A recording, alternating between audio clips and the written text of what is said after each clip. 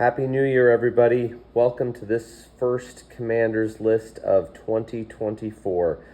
I have a feeling it's going to be a pretty incredible year on lots of fronts. Hopefully the most incredible on the numismatic fronts for all of you and for me. And with that said, I'm back from vacation. Let's get started. All right, got a little bit better date piece dollar here to start off, 63 CAC. Mostly white, just a little blush of toning around the edges.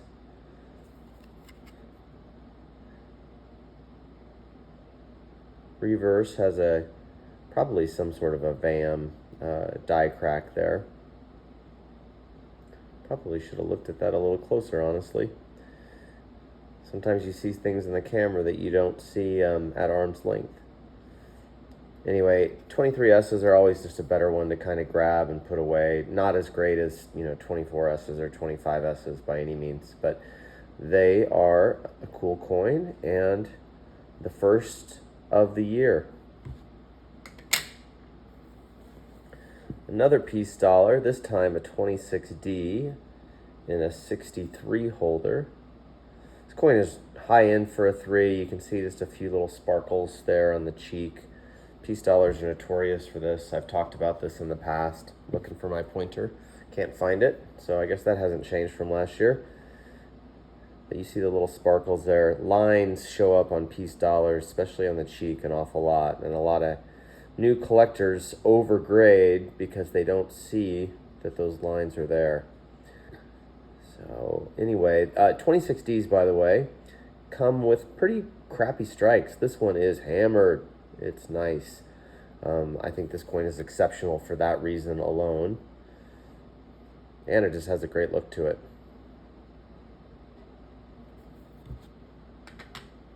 All right. Next up is a much smaller coin. McKinley in an old two-part. This is a two-part slab. 63 CAC. I really don't know why this coin did not gold sticker.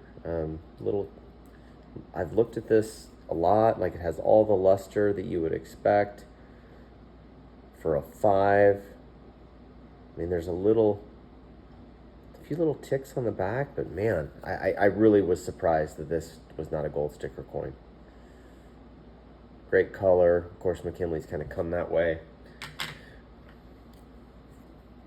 All right, next up is another color coin. I was able to buy this coin raw. It was really rare to find a raw coin this wholesome that's been lightly circulated. It's got a dusky hue to it. Looks like it was kind of maybe kept in an album. Just the slightest little blush of wear right on the top curls. CACG has been just, I don't know. I'd say they're really brutal. Although I do admit that this is a 58, a true 58 slider coin. This coin should not be uncirculated, although NGC would likely call it that. I just love the color. I love the originality. 78S's are, in my experience, the easiest S-mint to find in the 70s decade. Relatively common coin, but I think a great type coin if you want to go away from something, aside from the very easily found, 1900s dates. All right. Next up is an 09S 10 in 55 OGH CAC. This coin is really quite lovely. Putting together a set of S-mints. Let's do that. Somebody write me and we'll put together a set of S-mints in AU. 20S and 30S will be a little tough, but we can do it. Coin is super wholesome, also has nice color. Coin looks like a 58 to me. Don't really know. Or 50, I guess this wasn't good enough to, maybe a little flatness on the cheek as I look here. But man, I think I think the coin's a 58. Great date. Always look for S-mints in 58 CAC or high 50, 55 CAC.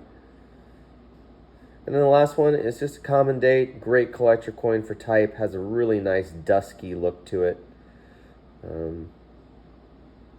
Sat in an album. Reverse has the same. You can see the dusky toning all around the edges. Really frames all the devices nicely on this coin. Really, really like it. So if you're looking for a set aside type coin that kind of stands apart from just a widget, this is a great example. All right, folks, I hope you have a great rest of the week. And until next week, happy hunting.